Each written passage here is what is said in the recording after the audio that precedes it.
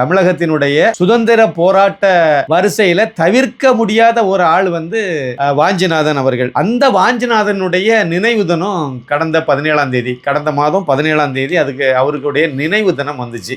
அதாவது வந்து Vanchinathan as collector மணியாச்சில வச்சு சுட்டு கொன்னுட்டு இன்னொரு தோட்டாவில் அவரையும் சுட்டு அவரும் பலிதானம் ஆயிட்டாரு. அதன் பிறகு கலெக்டருடைய பாடியை கொண்டு போய் பாளையங்கோட்டையில புதைச்சு வச்சு இன்னைக்கு அங்க வந்து ஒரு நினைவு இதை வச்சிருக்காங்க. அவருக்கு வந்து வெள்ளைக்காரன் காலத்திலேயே வந்து தூத்துக்குடி மாவட்டத்துல அதுவும் வஉசி சாலை, இப்ப இருக்கக்கூடிய வஉசி சாலையிலேயே அவருக்கு ஒரு நினைவு மண்டபத்தை கட்டி வச்சிருக்காங்க வெள்ளைக்காரன். அந்த சமயத்துல அவன் கட்டும்போது அதுக்கு வஉசி சாலைன்னு பேர் இருந்திருக்காது, அதுக்கு பின்னாடி வச்சிருக்காங்க. அந்த நினைவு மண்டபம் எதுக்குங்கிறத என்னுடைய கேள்வி. அதை கடந்த திராவிடியா மாடல் ஆட்சியாளர்கள் வந்து அதுக்கு புதுப்பிச்சு எல்லாம் செய்தாங்க நம்ம வரி பணத்துல. பிராமணங்கிற ஒரே காரணத்தினால அவரை வந்து இந்த திராவிடியா மாடல் அரசாங்கம் வந்து கொண்டாடல. அவரை வந்து ஒரு ஜாதி வரி பிடிச்சவ அப்படின்னு சொல்லி கட்டமைச்சாங்க. இன்னமும் அதை கட்டமைச்சிட்டு இருந்தாங்க இந்த தீகா கும்பல். அதை ஒட்டி தான் இந்த ஜோசப் விஜயனுடைய அரசாங்கம் அவருடைய நினைவு தினத்தன்று அவருக்கு ஒரு சின்ன மரியாதை கூட கொடுக்க முன் வரல.